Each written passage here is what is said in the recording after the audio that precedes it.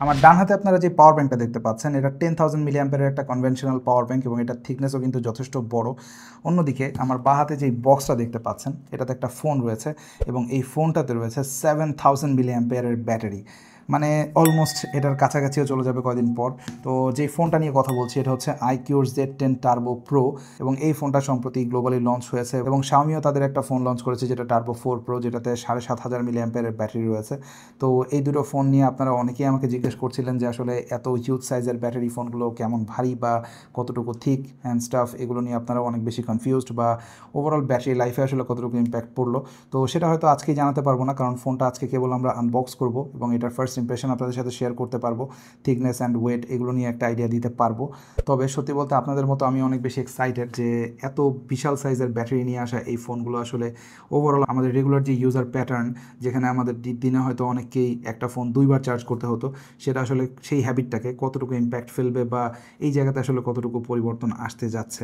Anyways, ঝটপট আনবক্সিংয়ে চলে যাব। তবে এই ফোনটা আমাদের কাছে পাঠিয়ে ভিডিওটা বানাতে সহায়তা করার জন্য ধন্যবাদ জানাবো আমাদের আজকের স্পন্সর টেক অ্যান্ড টক বিডিকে। তাদের সব রয়েছে বসুন্ধরা সিটি এবং যমুনা ফিউচার পার্কে। And tech and talk BD কিন্তু একটা জিনিস খুবই সিরিয়াসলি প্রমোট করছে, তা হচ্ছে সিল্ড ফোন, মানে যেটা প্রিভিয়াসলি কোনো অ্যাক্টিভেশন হয়নি, এরকম ফোন আপনারা যাতে পারচেস করেন তারা সেই জিনিসটা এনশিওর করবে।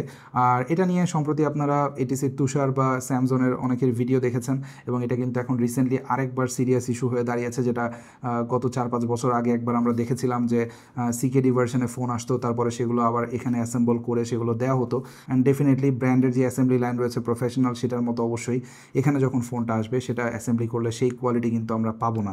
তো সেই ইস্যু এখন আবার নতুন করে দেখা দিয়েছে এবং এ কারণে দেখা যাচ্ছে যে অ্যাক্টিভেটেড ফোনগুলো রয়েছে, এই অ্যাক্টিভেটেড ফোনগুলোতে কিন্তু নানান রকম সমস্যা, যারা সেলার তারা বলে যে এরকম সমস্যা তারা পাচ্ছে এবং ইউজারদের ফিডব্যাকও তারা নিচ্ছে।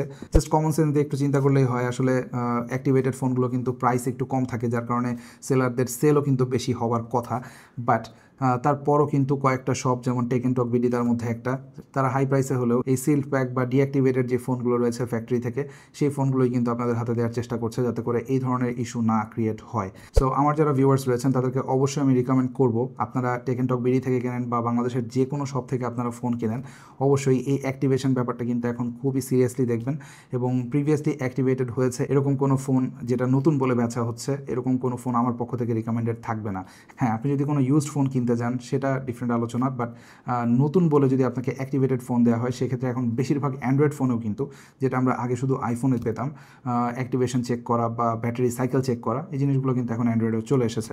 ইনফ্যাক্ট আমরা যে ফোনটা আজকে আনবক্স করবো iQOO Z10 Turbo Pro, এই ফোনটাতেও কিন্তু আপনারা অ্যাক্টিভেশন চেক করতে পারবেন। এনিওয়েজ, আমরা আর কথা বাড়াবো না, চলে যাচ্ছি সরাসরি আনবক্সিংয়ে। তো এই ফোনটা একেবারে সিল্ড প্যাক, মানে রিয়েল সিল্ড প্যাক, যেটা এখন পর্যন্ত অফিসিয়ালি অ্যাক্টিভেট হয়নি, অফিসিয়ালি আনঅফিসিয়ালি কোনোভাবেই অ্যাক্টিভেট হয়নি। তো এটা আমরা আনবক্স করে ফেলি।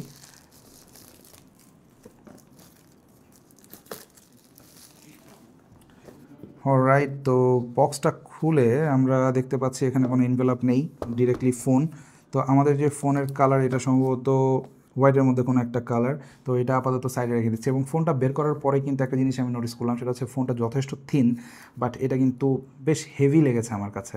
এবং ওয়েবসাইটে যে এটার ওয়েট দেখলাম সেটা হচ্ছে 210 গ্রামের আশেপাশে।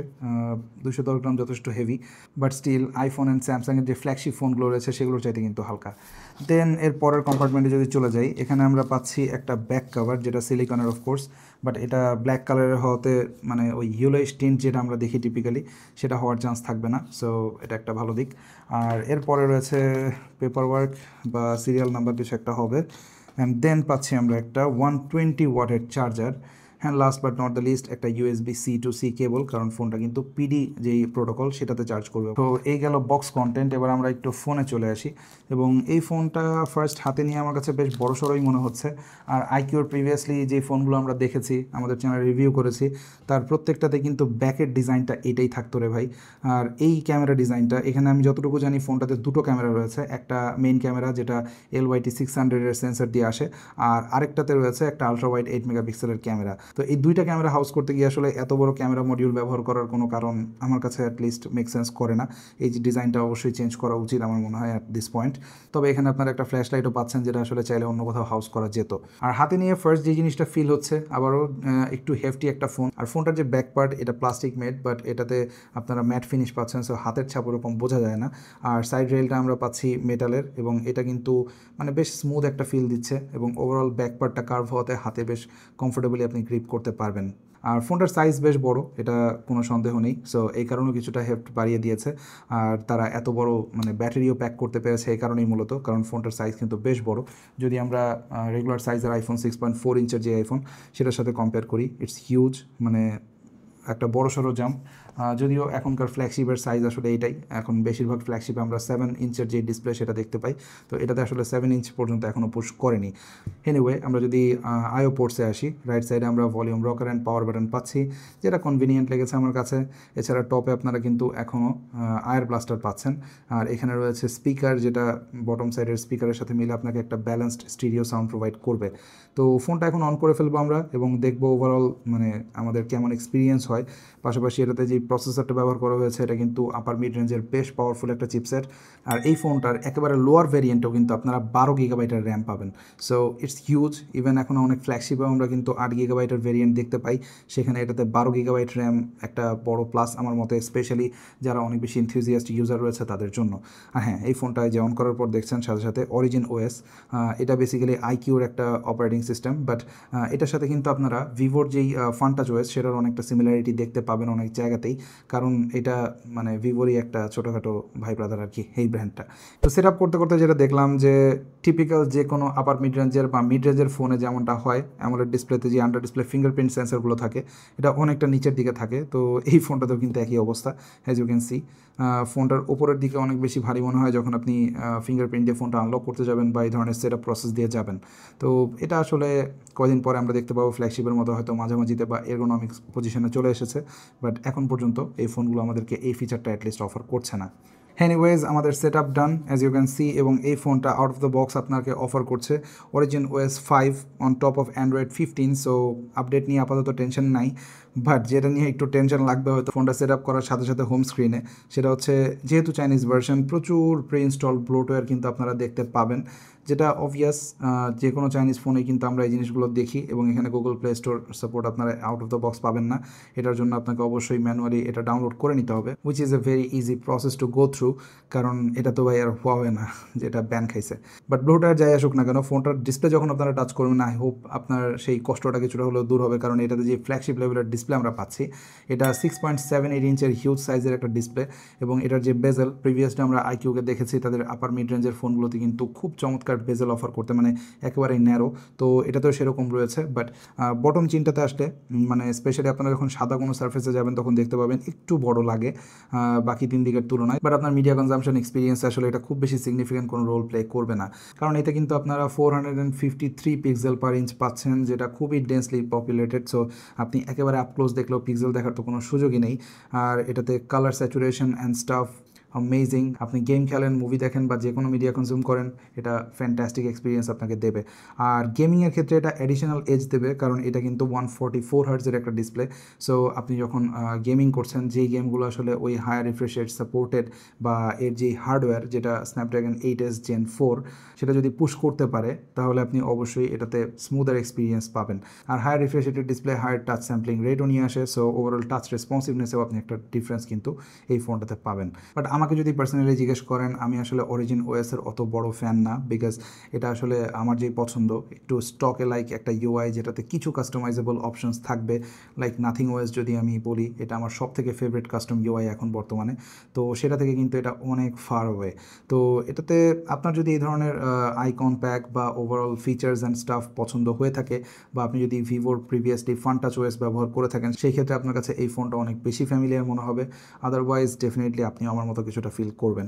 এমনিতে পারফরমেন্স আমরা টুকটাক যতক্ষণ ব্যবহার করেছি, ফোনটা যদিও অনেক বেশি অ্যাপ ইনস্টল করা হয়নি, জাস্ট প্লে স্টোরটা আমরা আপাতত সেট আপ করেছি, তো সেই সময়ের মধ্যে ফোনটা যথেষ্ট ফাস্ট মনে হয়েছে। তবে ডেফিনেটলি এটা আরও ফুল ফ্লেজ প্রেশার দিয়ে তারপরে গেম টেম খেলে তারপরে হয়তো বুঝতে পারবো আমরা এক্স্যাক্টলি আসলে কতটুকু বেটার পারফরমেন্স আমরা এটা থেকে স্কুইজ করতে পারছি। আর এটাতে যে প্রসেসর রয়েছে এটা কিন্তু মানে আপার মিড রেঞ্জের বেশ পাওয়ারফুল একটা চিপসেট, কারণ স্ন্যাপড্রাগন 8S Gen 4, যদিও এস লাগালেই আমরা বুঝতে পারি যে এটা অনেকটাই কাট ডাউন ভার্সন ফ্ল্যাগশিপের তুলনায়, তো এটা আসলে ফ্ল্যাগশিপ ফোনও না।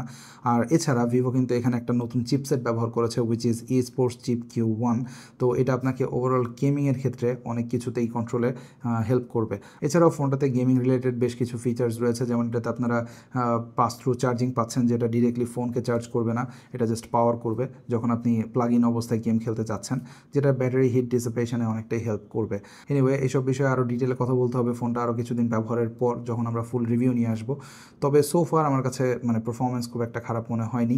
বাট এই ফোনটাতে আমার মনে হয় সবার সব থেকে বেশি আগ্রহ যে জায়গাতে থাকবে তা হচ্ছে এর হিউজ সাইজের ব্যাটারি আমাদেরকে কেমন ব্যাকআপ দেয়।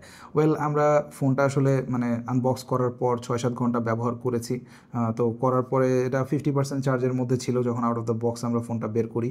তো তারপরে এটা অলমোস্ট 30-35% ব্যাটারি লুজ করেছে, যেটা মানে যদি আমরা জোড়াতালি দিই তাহলে বুঝতে পারবো যে এটা অলমোস্ট 16 আওয়ার্স আমাদেরকে ব্যাটারি লাইফ দেবে। বাট ব্যাপারটা আসলে এত সিম্পল না, কারণ আমরা আইফোনের ক্ষেত্রে যেটা দেখি যে 100% চার্জ করার পর যখন 100 থেকে 99 নামে সেটা কিন্তু অনেক সময় ধরে নামে, বাট যখন আবার এটা শেষের দিকে আসে তখন কিন্তু 4-5% থেকে পট করেই ফোনটা অফ হয়ে যায়।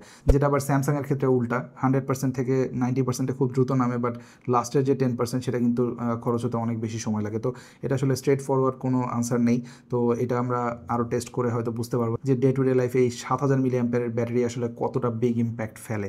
এছাড়া ক্যামেরা এটাও আমরা ইনডোরে টুকটাক ছবি তুলে দেখেছি, যেটা 50 মেগাপিক্সেলের প্রাইমারি যে LYT-600 সেন্সর সেটা বেশ কনভিন্সিং রেজাল্ট আমাদেরকে দিয়েছে। তবে আলট্রা ওয়াইড আসলে খুব বেশি ইমপ্রেসিভ রেজাল্ট দেয়নি লো লাইটে, কারণ এখন আমরা লো লাইট কন্ডিশনে আসলে রয়েছি, তো আউটডোরে আসলে কেমন দেয় সেগুলো দেখার বিষয়। আর ওভারঅল ফোনটার যে হ্যান্ড ফিলিং সেটা আমি বলবো যে যথেষ্ট কমফোর্টেবল, যদি আপনি একেবারে র ফোনটাই ব্যবহার করেন কোনো রকম কেস ছাড়া। আর আপনি যদি সাথে আসা যে কেসটা রয়েছে এটা ব্যবহার করেন সেই ক্ষেত্রেও আপনার কমফোর্টে খুব একটা সমস্যা হবে না, কারণ এটা সিলিকন কেস টিপিক্যাল, সো এটা বেশ ভালো একটা হ্যান্ড ফিল আপনাকে দেবে। যদিও ফোনটার সাইজ একটু বড় এবং এই কেস লাগালে ফোনটা আরেকটু বড় হয়ে যায়, বাট ওভারঅল আমি বলবো ফোনটা বেশ স্লিম, এবং এটার যে ব্যাগ এটাতে কিছুটা কার্ভ থাকায় হাতে কিন্তু খুবই এরকনমিক লাগছিল আমার কাছে। তো ওভারঅল আইকিউর এই Z10 টার্বো প্রো ফোনটা বাংলাদেশে বর্তমানে যে আনঅফিসিয়াল প্রাইসে পাওয়া যাচ্ছে সেটা 40,000 টাকা প্লাস রেঞ্জে, বাট সামনে হয়তো এই প্রাইসটা ডেফিনেটলি অনেকটা কমে আসবে যখন অ্যাভেলেবিলিটি বাড়বে। স্পেশালি এটার ব্যাটারির কারণে যথেষ্ট চাহিদা প্রথমে বেশ কিছুদিন থাকবে, এটা আমি প্রিটি শিওর। আমি নিজেও এক্সাইটেড আসলে এত বড় ব্যাটারি ফোন আমাকে কতটা মানে ওভারঅল লাইফ এক্সপিরিয়েন্স চেঞ্জ করতে পারে। তো অবশ্যই এটার ফুল রিভিউ খুব শীঘ্রই আসছে, সেজন্য আপনারা অবশ্যই চ্যানেলটা সাবস্ক্রাইব করে রাখবেন, পাশে থাকা বেল আইকনটা প্রেস করে রাখবেন যাতে করে ভিডিওটা আসার সাথে সাথে আপনি নোটিফাইড হন। আর আজকের ভিডিওটা কেমন লাগলো সেটাও চাইলে কমেন্ট সেকশনে জানাতে পারেন। দেখা হবে পরবর্তী কোনো ভিডিওতে। টিল দেন, আল্লাহ হাফেজ।